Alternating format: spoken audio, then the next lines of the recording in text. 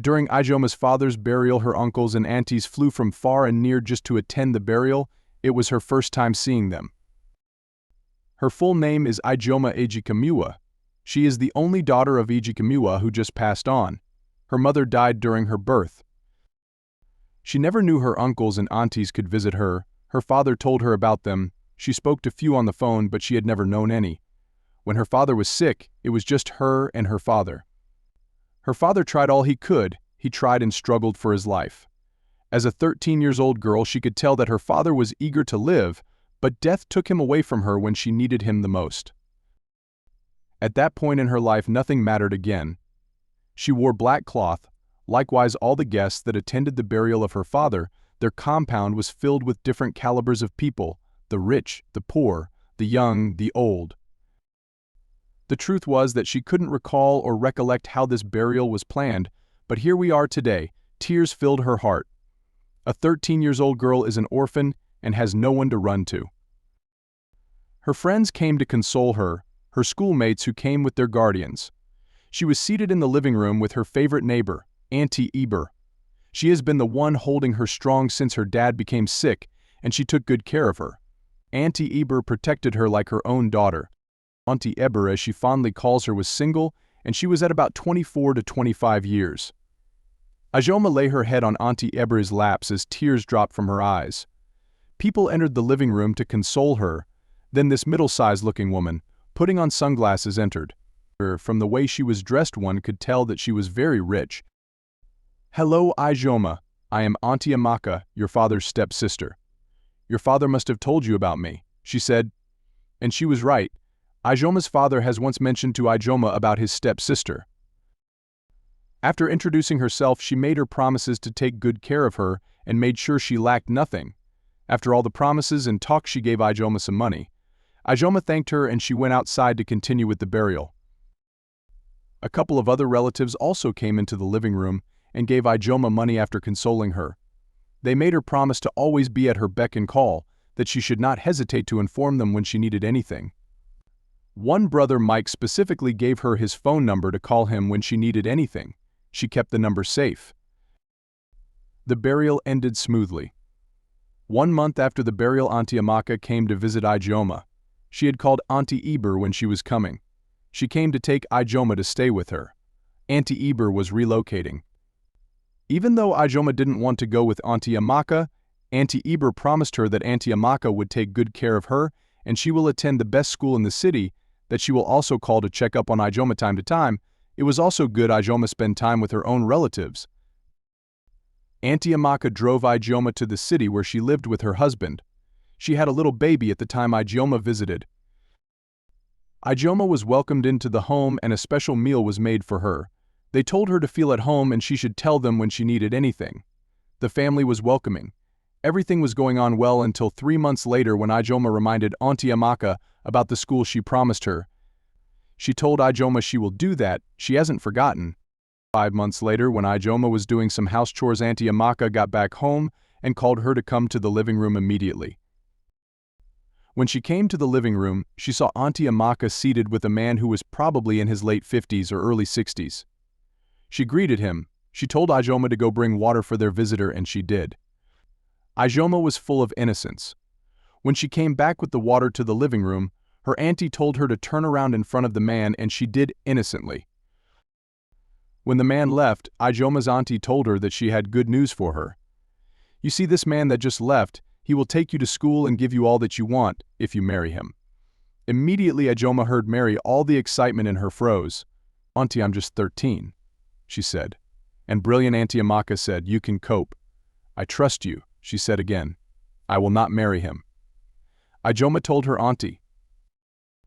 Ijeoma's auntie looked at her from head to toe. It was not a request for Ijeoma.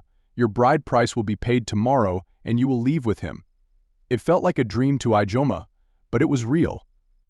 When Ijeoma spoke back at her auntie and told her she wasn't going, her auntie gave her the beating of my life that evening. For the first time, Auntie Amaka flogged Ijeoma as if she was an armed robber. That night, Ijeoma overheard her auntie making funny sounds from her bedroom with her husband, which she later knew as she grew older is called moaning during sex. Her auntie was so loud that she could hear them from her bedroom, which was just next door to theirs. That same night, when everyone was fast asleep, she went to the table where they kept their keys in the living room with the bruises all over her body. She took the key, opened the main door leading outside, and she ran for my life. That night, Ijeoma ran for her dear life. What she took from Auntie Amaka's house was the phone number Uncle Mike gave to her during her father's burial. She didn't know where she was going, but she kept on running. She was an intelligent girl, and everyone in the village told her that, so it was time she used some of that intelligence to help herself. She made sure she ran as many kilometers far from Auntie Amaka's house. When she was sure she was far away from the house, she thought of calling her favorite neighbor, Auntie Eber, with someone's phone when it's daybreak, and tell her Auntie Amaka wants to marry her off. But she remembered she didn't have Auntie Eber's phone number. That same night she looked for a place and slept. The place had a chair which the owner faced down, so she brought up the chair and slept on it. The next morning, as early as 7 a.m., the owner of the place came to open the place. It was a fashion shop. The owner woke her up. "Young girl, what are you doing sleeping here all by yourself?" The owner asked. "Good morning, Ma." Ijeoma greeted her. "My name is Ijeoma, Ma. I am looking for my uncle," Ijeoma said. "Which of your uncles does he stay here?" The woman asked. "I don't really know, Ma. Please, if you can help me call him." Ijeoma pleaded with the woman. The woman looked at Ijeoma for a while. "Give me the number, let me see." Ijeoma handed over the number to her. She removed her phone and dialed the number. As she was dialing the number, many thoughts began running through Ijeoma's mind. Maybe she shouldn't have ran. What is she going to do if Brother Mike was not in the same state which she is currently in? What if he lives very far from where they are now? She didn't even think of any of this before running out of Auntie Amaka's house. She is just 13 years. Why is all this happening to her? Why would Auntie Eber, her neighbor, even let her go? She was still in thought when the woman that was calling Uncle Mike answered hello on the phone and gave her the phone to talk. "Hello, Uncle Mike, it's me, Ijeoma Ejikamiwa. You said I should call when I needed your help." "Yes, Ijeoma, how are you? Where are you now?" "Uncle, I am in Onitsha." "Onitsha? What are you doing in Onitsha?" Uncle Mike asked. Ijeoma stammered. "You know what? Today is your lucky day. I am actually on my way to Onitsha to buy goods for my shop. Just stay where I will come get you," he said. The women's shop was a popular fashion shop in Onitsha, so it was easy to locate. The woman allowed Ijeoma to stay in her shop until Uncle Mike came. Ijeoma stayed in the shop for about an hour and a few minutes before he came. He came with his truck. Uncle Mike thanked the woman for letting Ijeoma stay with her. Ijeoma went to the car and sat at the passenger's side. Uncle Mike entered the Onitsha main market and bought what he needed to stock his shop. They stayed in Onitsha buying goods for almost 5 hours plus. When he was done and called some boys to load up the goods in his truck, he bought food for Ijeoma and they drove back to Asaba. "What are you doing in Onitsha?" Uncle Mike asked again. "I came to live with one of my aunts, but she wanted to marry me off to an old man." "Your auntie? Which of them?" he asked. "Auntie Amaka." "Amaka. I don't really know her." "Your father's stepsister, right?" he asked. Ijeoma nodded to yes. "Poor girl," he said. "So sorry. As you know, I am your father's friend, so just feel at home when we get to my house," he said. They drove all the way to Asaba. It was a smooth ride. He first went to his shop to offload his goods, then he took Ijeoma to his house. Uncle Mike took Ijeoma to his wife and introduced Ijeoma as her late friend's daughter. After the introduction, he went back to his shop. Uncle Mike has 3 children, 2 boys and a girl. The 2 sons were older than Ijeoma and Ijeoma was same age as the only daughter. That evening, Ijeoma was treated with love. When Uncle Mike came back from the shop, he told his wife Nika all that Ijeoma has passed through. That night, Ijeoma slept peacefully, until the next morning at around 7 a.m. when Uncle Mike had already gone to his shop. Ijeoma woke up with water all over her body. Auntie Nika had poured the water on her. "If you were not this lazy, your auntie wouldn't have tried to marry you off. In my house you are still sleeping by this time? If you like your stomach and want to eat anything today, you will have to clean this house sparkling clean, wash my children's clothes and wash all the dirty plates." By then her children were already dressed for school. Tears flew down Ijeoma's eye as she shivered in the cold. It was 2 p.m. and Ijeoma hadn't had her breakfast. Auntie Nika gave her loads of house chores to do. Uncle Mike left early for work.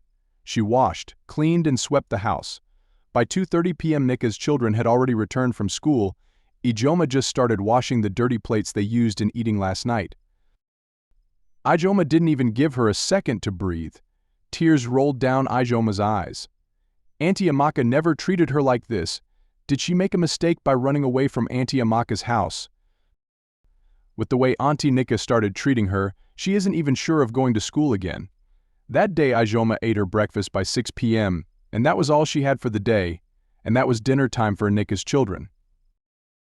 When Uncle Mike came back and asked Ijeoma how her first day at home was, she said okay, because of the way Auntie Nika looked at her.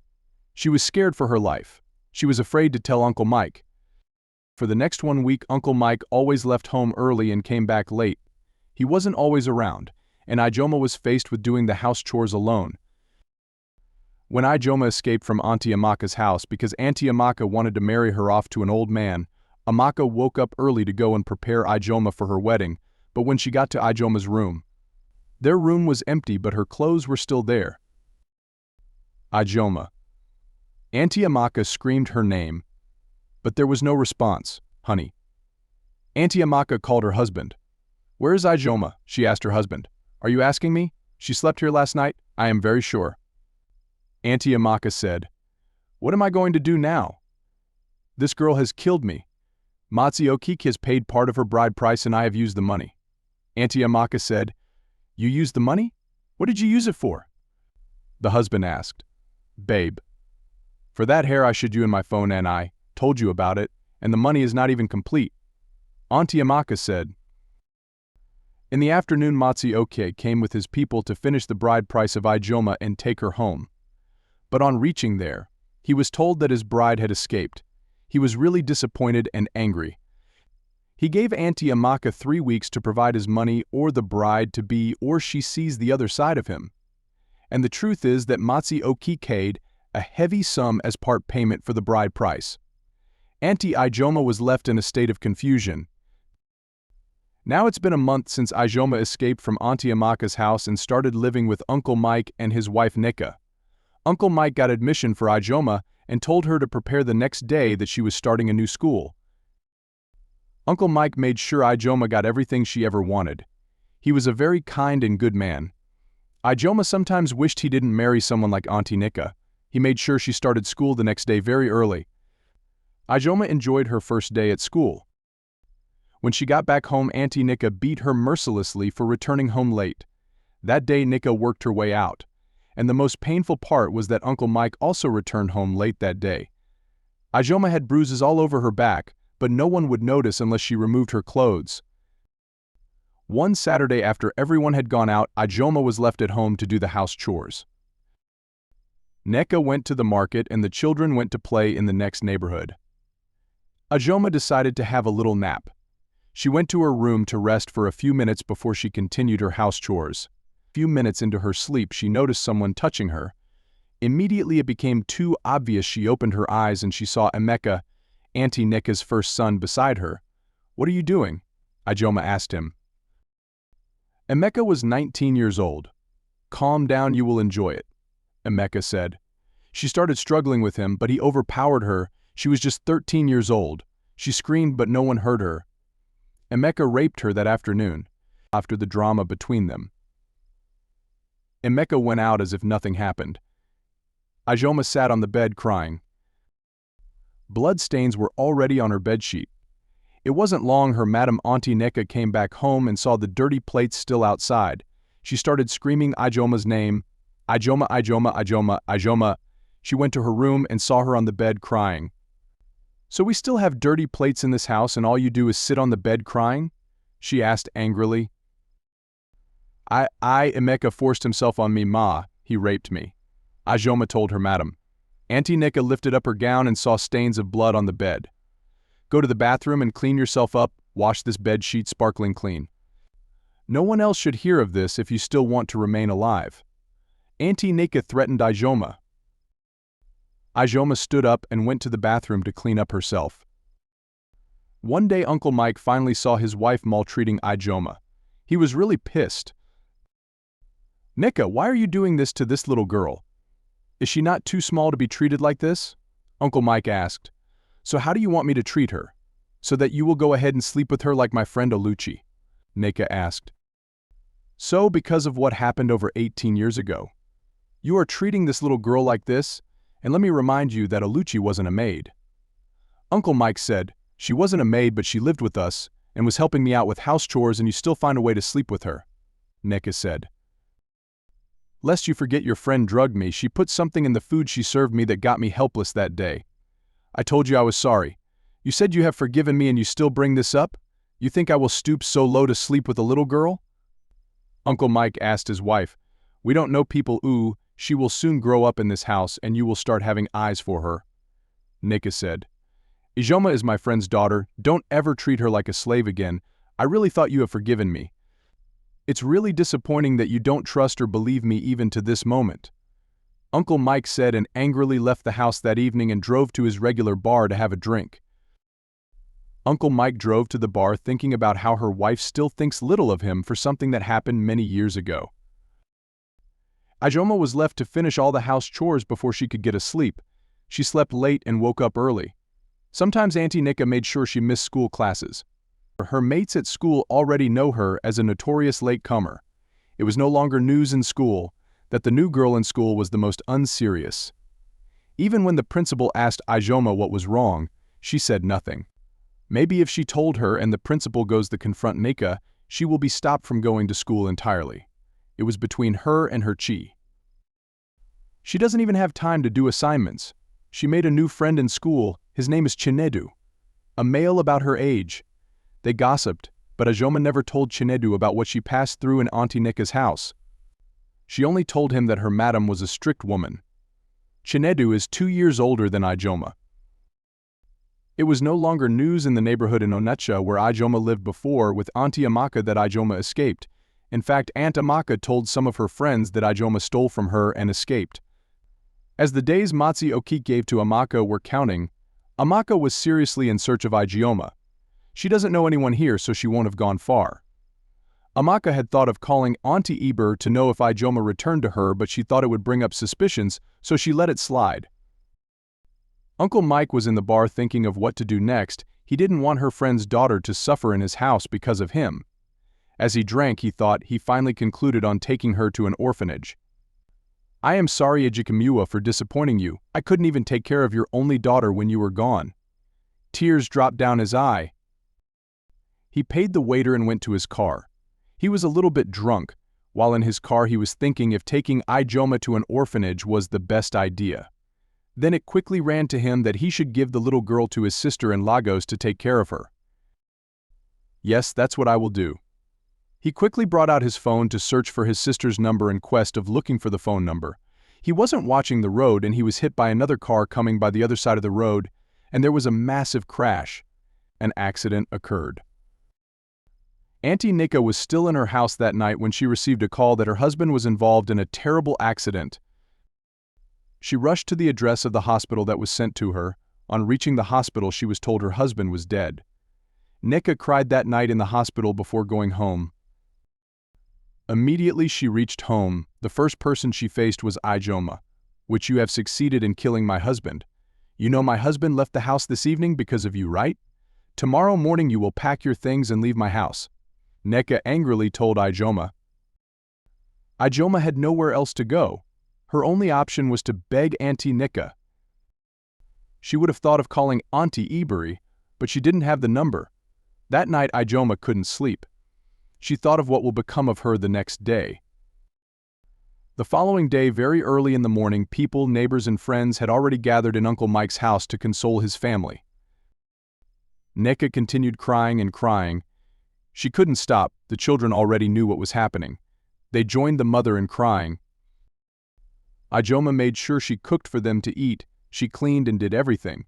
She made herself useful in the house that Auntie Nika forgot that she told her to leave the house that morning and never return, or maybe she said that out of anger and grief that night. The next couple of days, which turned to months in the household of Uncle Mike, was filled with sorrow and tears for Ijeoma. Matsuoki had already called Auntie Amaka to come over to his house since the 2 weeks he gave to her had elapsed. He called her to bring forth his bride or return his money. Auntie Ijeoma tried to strike another deal with him. She promised to bring another girl to replace Ijeoma, but Matsuoke refused. In his words, he said, "Which other girl will be as beautiful as Ijeoma?" Auntie Ijeoma replied him, "Matsu, they beautiful ones are not yet to be born." "So you are saying that you will bring me a virgin girl that is more beautiful than Ijeoma?" Matsu asked. "You have my word." Auntie Amaka replied, "How long will it take you to provide another beautiful virgin girl? Because time is of the essence." Matsuoke asked. "A very little time," she replied. "A very little time is no time. Woman, give me time." Matsuoke asked angrily. "A month or two. 2 months max." Auntie Amaka said, 1 month. 1 month, Amaka, or I see you have a little baby girl which is growing really fast. Matsuoke said and giggled. "Matsu, not my baby. We have been doing business for a long time. You know how long it took me and my husband to deliver this baby girl? I promise to bring you another virgin girl. Please don't take my daughter." Amaka pleaded.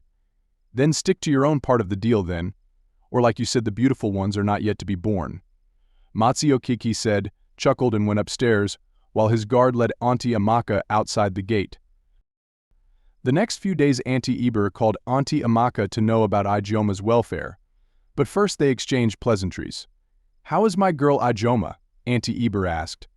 "I wanted to call you about her. I thought she was in your house." Auntie Amaka said, "My house? Why will she be in my house?" Auntie Eber asked. "Ijeoma stole from me and ran away," Amaka told Auntie Eber. Auntie Eber couldn't believe what she heard. "Ijeoma will never steal." It's been 2 months since after the burial of Uncle Mike, and Ijeoma still lived with Auntie Nika. Auntie Nika's brother, as Auntie Nika introduced to Uncle Mike when he was still alive, came to stay with Auntie Nika.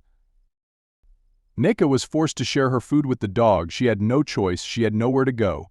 She was maltreated, but she already got used to it.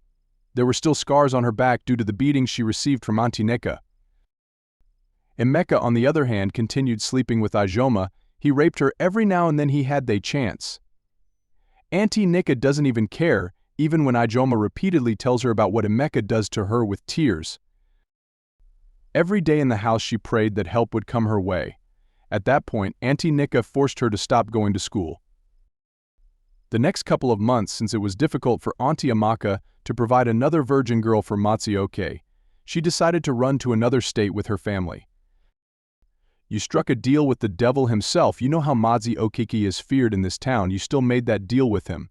And now you are telling me that he is coming after my daughter? What have you done?" "What have you done, woman?"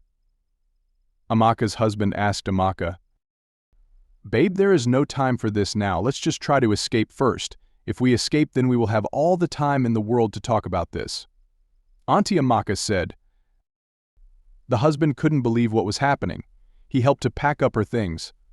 After they finished packing their clothes in the bag about to escape, they were stopped by Matsu's guards. "Trying to run from me?" Matsu asked immediately as he entered their living room, and they went back inside. "Chief, can you give us some more time? I promise to pay." Amaka's husband said, "I have given your wife more than enough time. At least I am a just man. I tried." "Didn't I try?" "Ian and Amaka," Matsu asked. "You did, sir," she replied. "What I hate in my life are deceitful people. You promised me a virgin, but you tried to escape from me now?" Matsu asked. "It's not what you think." Amaka said, "I have someone who will do just fine taking care of your baby." "What's her name?" Matsu asked Amaka. "Not my baby, please." Amaka pleaded. "What's her name?" Matsu asked. "Ijeoma, sir," she said. "Yuchi carried the baby." Matsu said, "I will take care of the baby, you have nothing to worry about," Matsu said, and stood up to take his leave. "Please, Matsu, please, chief, you know how far we have come." Amaka pleaded, "And you all know how I don't like mixing business with pleasure." Matsu said, but Amaka held his shoes tight while still begging. "Please, Matsu. Biko, please don't take my daughter away from me. Please, Matsu, please." But Matsuoke paid deaf ears to all her pleas and went out. Amaka screamed on top of her voice. Her husband was just silent. "Ijeoma. My baby cried for many hours. She refused to stand from the ground where she sat. After hours of crying, she finally wiped her tears and promised herself to do whatever in her powers to catch Ijeoma and return her to Matsuoki in order to rescue her daughter Ijeoma. Ijeoma continued living in Auntie Neka's house for another year. She was still maltreated. Neka's brother Okolo was already living with them. Ijeoma later discovered that the man in question wasn't Auntie Neka's brother, he was the father to her last child, God's gift. Ijeoma came back one afternoon and met Auntie Neka and brother Okolo making out. Brother Okolo was the man Auntie Neka introduced to late Uncle Mike as her brother. When she saw what she saw, she didn't say a word, she couldn't dare. When she was sent to fetch water, she sometimes met with her school friend Chinedu. Chinedu asked her one day why she stopped coming to school. She told him that Uncle Mike was dead and he was the one paying her school fees. Chinedu promised to help her out one day. Emeka, on the other hand, continued forcing himself on Ijeoma. Ijeoma was 17 years old. She was washing the clothes of the whole family when she quickly ran beside the wall to vomit. When Auntie Neka saw her, she immediately knew she was pregnant. "You, this spoiled child, you have finally succeeded in getting pregnant under my roof?" Auntie Neka said to her. She beat Ijeoma for getting pregnant. "Who is the father of that thing in your stomach?" Neka finally asked Ijeoma. "It's Emeka," Ijeoma said. "Emeka, my son?" Auntie Neka asked her, acting all surprised, "From accusing my son of raping you to this now?" Ijeoma nodded to yes. Auntie Neka called Emeka. "Emeka," Ijeoma said, "you got her pregnant. Do you know anything about it?" Neka asked her son. "No, Mommy, this girl is accusing me wrongly. I don't even talk to her that much. Why will I now impregnate her?" Emeka said. "Have you heard of him? So why are you accusing my son wrongly?" Auntie Neka asked Ijeoma. "Auntie, I am telling the truth." Ijeoma said, "Whatever may, you will not have that thing in your stomach in this house. That's if you still want to continue living with us. This evening you will follow me to where we will remove that thing growing in your stomach." Auntie Neka said, "Auntie, are you saying we will abort my unborn child?" Ijeoma asked. "Are you deaf?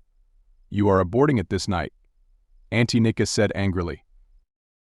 Auntie Neka told Ijeoma to follow her to the doctor that will carry out the abortion. Ijeoma quietly followed her to the doctor's house in which the abortion was to be carried out. After minutes of the process, the doctor was finally done. Ijeoma lay on the chair with her eyes closed and tears already circulating all over her face. The doctor met with Auntie Neka outside. "Did you hit her while she was pregnant?" The doctor asked Auntie Neka. "Hit her as how?" Neka asked, confused. "During the abortion process I noticed a contraction due to a severe hit." The doctor said, "So? What are you trying to say?" Auntie Neka asked the doctor. "I am afraid she lost her womb. The young lady in there will not be able to bear a child again." The doctor told Auntie Neka. Ijeoma was close to the door, eavesdropping when this conversation was going on. Immediately she heard she won't be able to bear a child again. Tears came out of her eyes. She returned back to the chair she was sitting on before. The doctor and Auntie Neka came into the room. "Let's go," Auntie Neka told Ijeoma. Ijeoma followed her helplessly. "When you get home tonight, you rest for a little while," Auntie Neka said. Auntie Neka noticed the constant stare from Ijeoma. "Is there a problem?" Auntie Neka asked. "No, Auntie," Ijeoma replied. They continued walking home. Auntie, did the doctor tell you anything that I should know?" Ijeoma asked. "Anything like what?